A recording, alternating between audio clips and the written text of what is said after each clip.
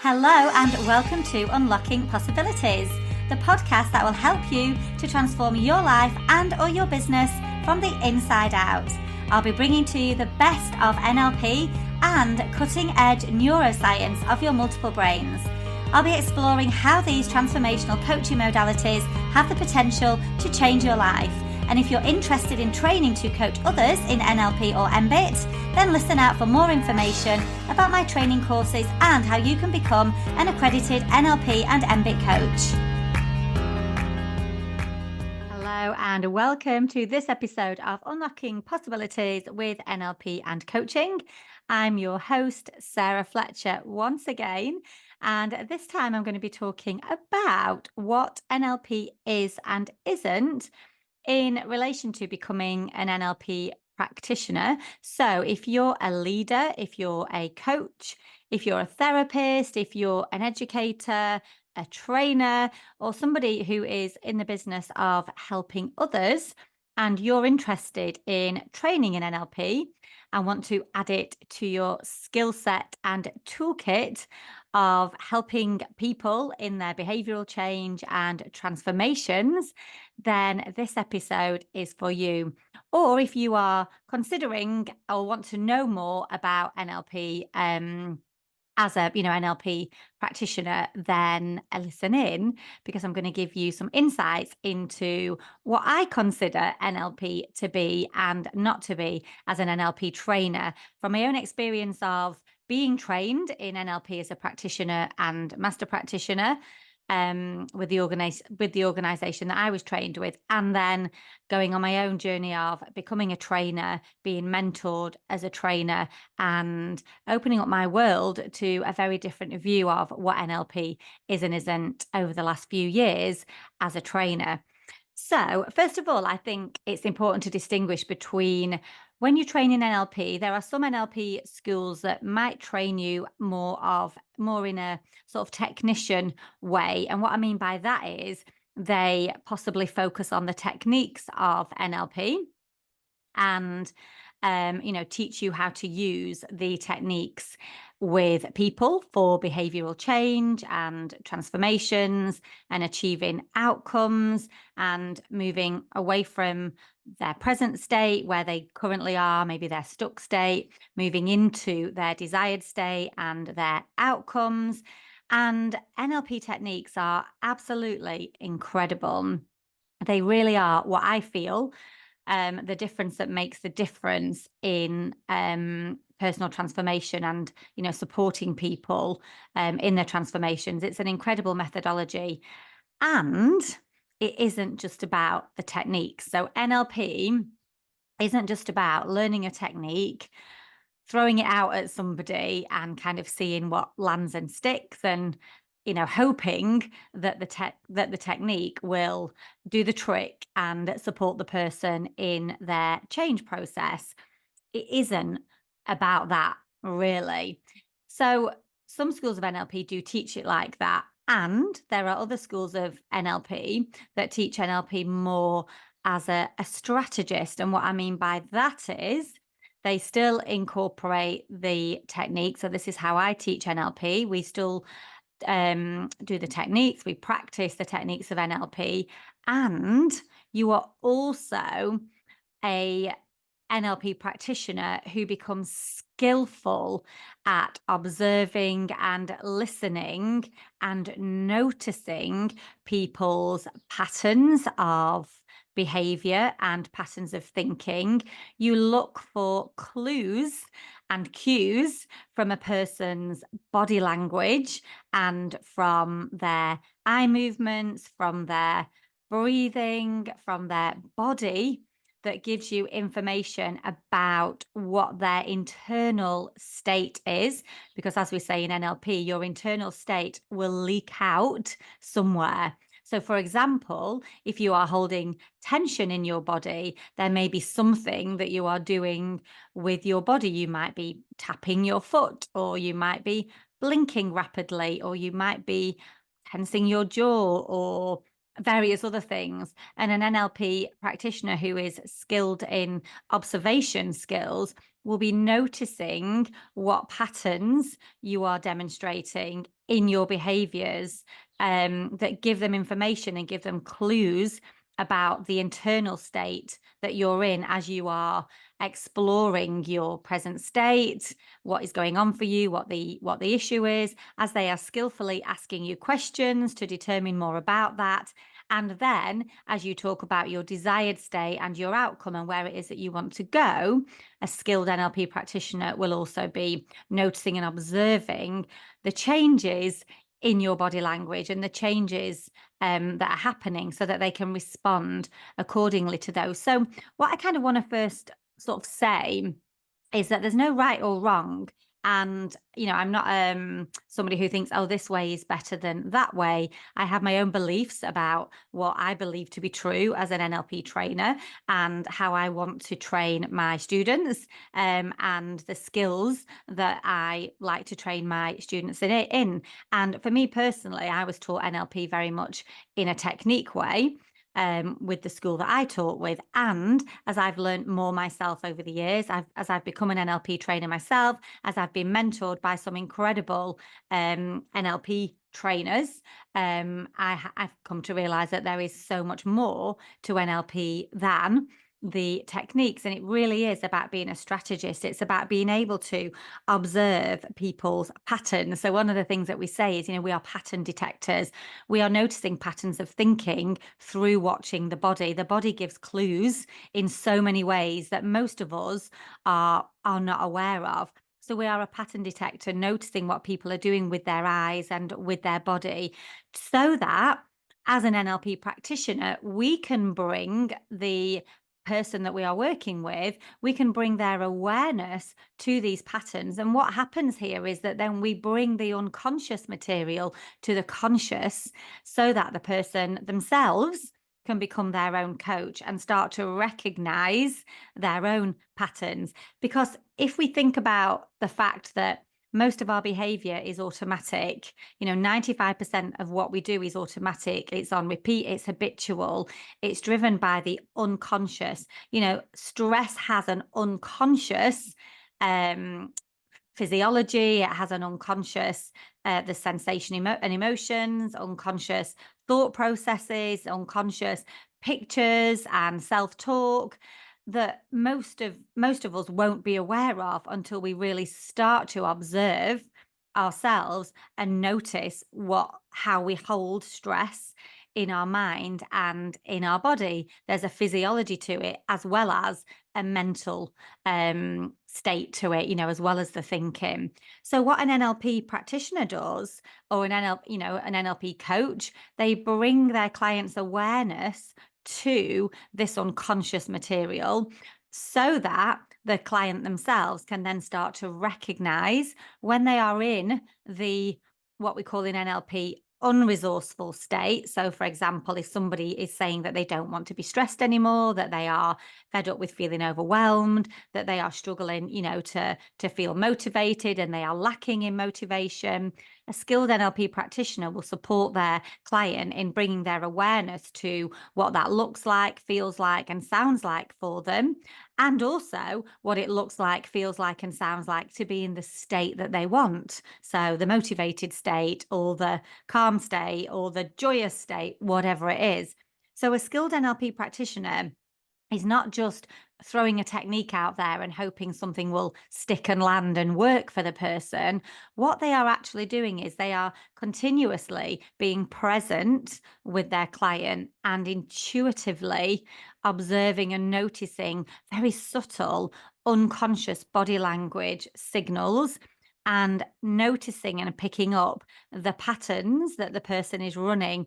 But then also they act as like a feedback machine. So the NLP practitioner gives their client feedback about what they've noticed, and they don't put meaning to that. Oh, I saw that you blinked there. Does that mean you're stressed?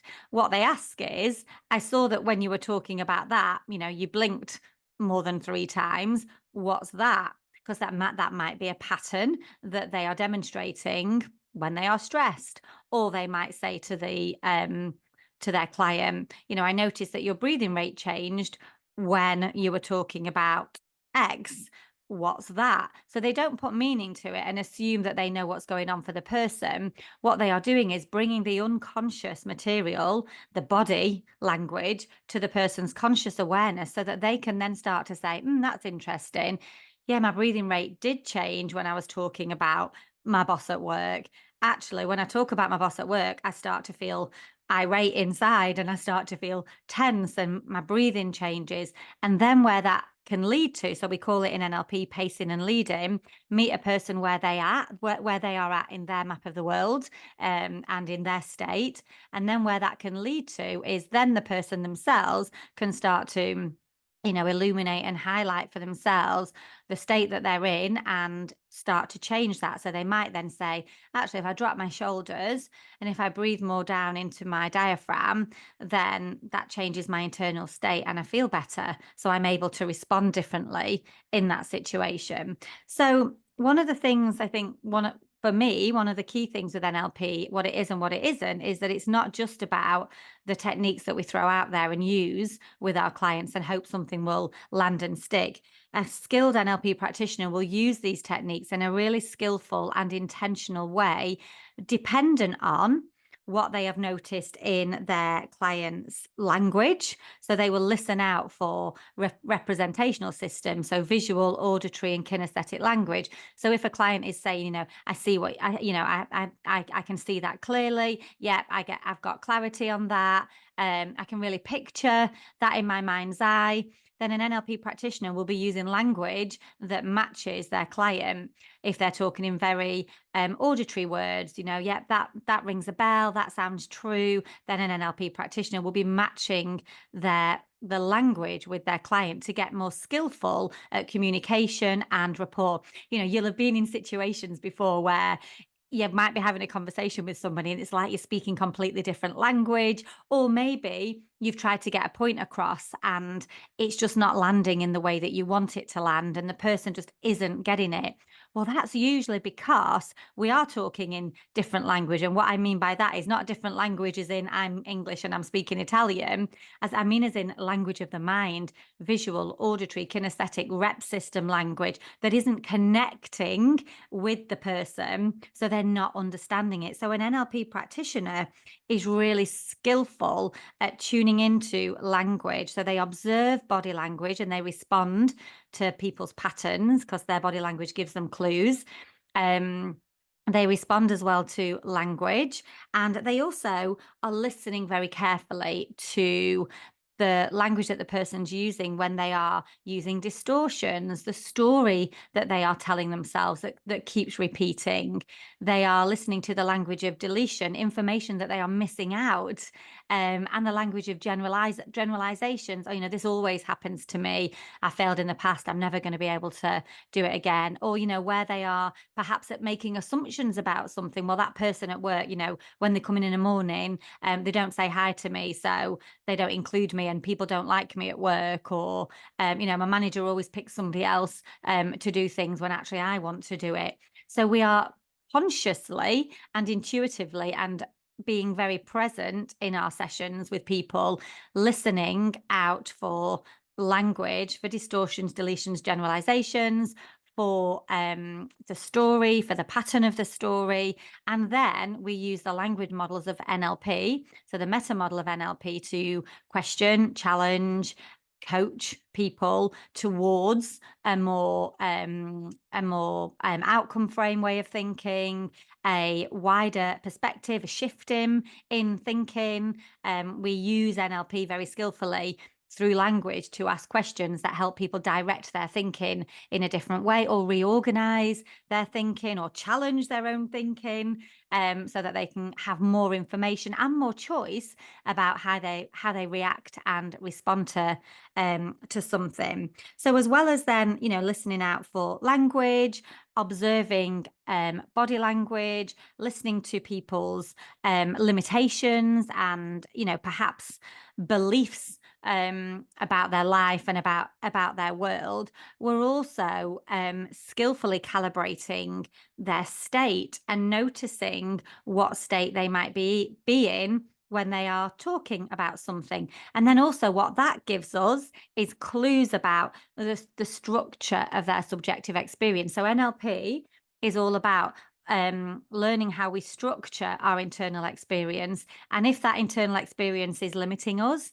if it's keeping us stuck, if it's keeping us, in an unhelpful place, maybe stress, overwhelm, anxiety, then we can change the structure of that internal experience to something else. So if I understand what the structure of my stress is, perhaps once I've got conscious awareness of it, once it's been brought to my conscious, I notice that there's a certain breathing pattern I do when I'm in stress. I notice that there's a certain way I hold my body. I notice that there's a certain sensation in my body and it goes a certain way and it's got a color to it and it's got a speed to it. I notice that in my mind, there's a certain pattern of thought that I repeat. There's a certain image that I create. And that image is near or far, or it's big, or it has color, or it's black and white. So in NLP, what we are doing is we're eliciting the structure of somebody's experience, and we're supporting our clients or the people that we're working with to become more aware, because it is massively about self-awareness, to become more aware of their own structure. Because what knowing our structure does is it empowers us to change it. Because if I don't know what I'm doing on the inside, then I'm going to stay doing that. But if I bring my awareness to it, so happiness, for example, will also have a structure. I'll have different pictures that I make in my mind when I'm happy. I'll have different self-talk when I'm happy. I'll have a different breathing rate when I'm happy. I'll have a different physiology when I'm happy. So the more I can tap into my own internal structure, the more I can choose to have more of the ones that I want and less of the ones that I don't want. Most of us aren't that conscious or that aware. We are living on autopilot. We are going through the day having no awareness often of our body or even the 70,000 thoughts that are whirring around our head. We don't know that these thoughts have a structure. They have a picture. They have color. They have shape. They have size. They have distance. We've no idea that this is going on inside of us. So what a skillful NLP practitioner does is they are listening very carefully and observing a person's body language, state, language, to hear and respond to what they are saying, to bring their clients' awareness to their own structure of their experience. And this is why NLP is such an empowering tool, because when people know this, they become their own coach. So they can move themselves very quickly out of an unresourceful state. If they're stuck in stress or anxiety or overwhelm, they can recognize that very quickly, instantaneously notice what's happening for them. And NLP teaches you the techniques. This is where the techniques come in, the techniques to change that really quickly. And what a skillful NLP practitioner will do is use the right technique for the right thing. What some NLP practitioners do is they just kind of throw a technique out because they've got a whole load of techniques and hope that something will stick. When an NLP practitioner is being really skillful, they are tuning in intuitively because they are really present with the person that they are working with, and they are using the right technique also in the right way. And what that might mean is they adapt the technique through with the language that they use with it, or with the way that the process is, so that it matches what the client needs. And this is why NLP can be so transformative instantaneously. And there's a saying, sort of knowing where to tap. And I remember, with working with a client a couple of years ago who then went on to train in NLP herself and just was sold instantly. She said, I can't believe, she said, on that first session, she said, how you just knew what questions to ask me that would instantaneously shift my thinking and transform the problem. Because this is what we're doing in NLP. We are literally transforming people's problems. We're not giving them coping mechanisms or, anything like that. We are literally transforming the problem from the inside out. And it really is about knowing where to tap with people. So if you are somebody out there listening to this today who is a leader, who is a coach, who is a therapist, who educates people, who really wants to be able to have the skill set to read people, really subtly, to listen to language really carefully, to support people's transformations and progress and behavioral change really successfully, then NLP is definitely the toolkit to have in your toolbox for supporting people. So, as a manager or a leader, you might be finding it difficult to communicate effectively with your team, or you might be finding it difficult to motivate people or to get your message across in a way where it lands in a way that you want it to land. Or it might be that your team are struggling to understand each other. There might be some conflict, there might be some blame, there might be a culture of sort of people not taking ownership or responsibility and blaming each other.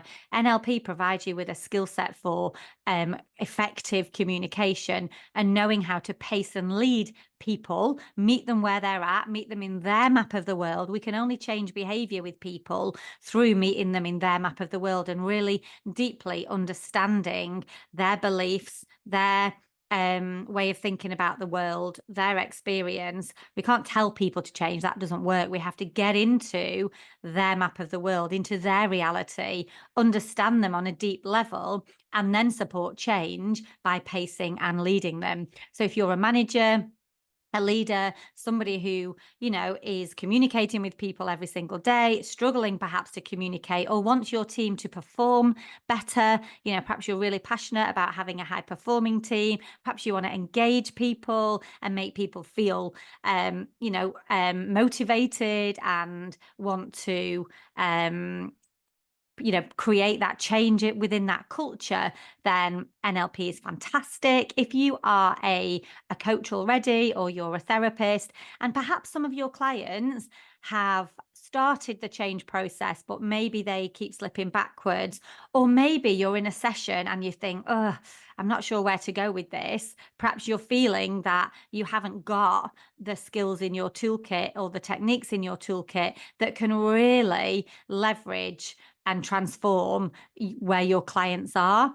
Perhaps you go into a session and you're not quite sure where else to take them. Perhaps you feel a little bit stuck as a coach or a therapist, or maybe you feel you've taken your clients as far as you can go and you don't know what else to do. Then when you've got NLP in your toolkit, you are never struggling for things to do with all the techniques, and also how it teaches you to, be with people and respond to people. And usually an NLP practitioner can have huge results with their clients in a few sessions. And if you're an educator, so I learned NLP originally because I was a teacher. And I was struggling to get rapport with my students. I was struggling to understand where they were coming from. I had behavior in my classroom that I didn't know how to manage. I didn't know what to do with it. I was stressed. I was overwhelmed. I'm talking 20 years ago now.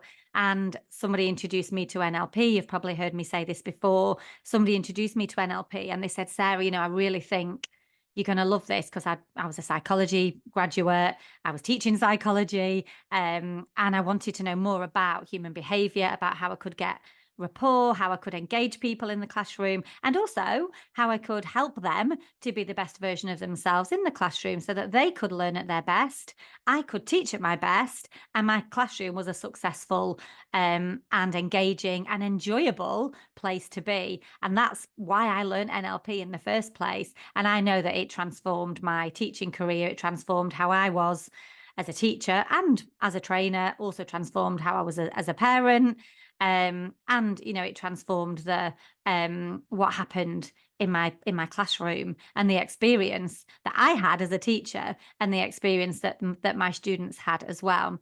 So this episode has really been for those of you out there who are curious about how NLP can enhance your practice, whether it be your coaching, your leadership, your educative, or a trainer. how it can enhance your practice, how you can communicate more effectively, elevate people's transformations, connect with people on a deeper level, have a toolkit in your tool bag that is absolutely incredible and that you use in a way strategically that supports your clients' transformations and change, not just kind of throwing anything at people hoping that it will stick and that something will land and work. So if you are interested in knowing more about training in NLP, then for the rest of this year, I have my next NLP diploma, which is a 3-day course in September, and I have one more in November. So when you train in NLP, if you want to be certified with the Association of NLP, you do the foundation, which is 3 days, which is 20 hours, and then you do another 10 days, which is 50 hours. And I spread that over a 5-month period. I do it once a month, a Saturday and a Sunday. And the reason I spread it over a 5-month period is that then you have lots of time to integrate the processes for yourself and go through your own transformation and change, because the diploma and the practitioner are hugely transformational for you personally. So you go on your own journey of transformation and change. Also, over that 5 months, you get an opportunity. Well, part of the course for the practitioner is that you meet with your peers on Zoom once a month, you practice, you do case studies of people that you're practicing on with NLP, you do your own reflections and your own case studies. So it is spread over 5 months as an integration process so that you can get really skilled at using NLP for yourself, because we want to model. NLP is all about modeling. We want to model NLP and demonstrate how amazing it is by being it ourselves first. So you apply NLP to self first and then take it out into the world and use it with others. So there's a 3-day diploma first.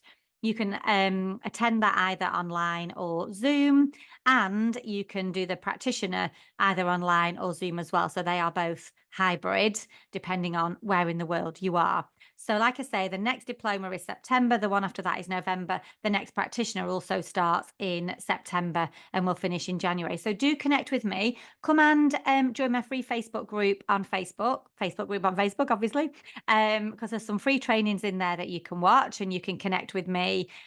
Do send me a message if you want to know more. You can find my course dates on my www.unlockingpossibilities.com website, and reach out, connect with me on Instagram, connect with me on LinkedIn. Let's have a conversation if you would like to come and train in NLP with me and be an NLP strategist, NLP practitioner, also NLP coach and NLP master practitioner. So there are lots of different levels of NLP that you can train in. So I'd love to connect with you, and I'll see you in the next episode. Take care for now.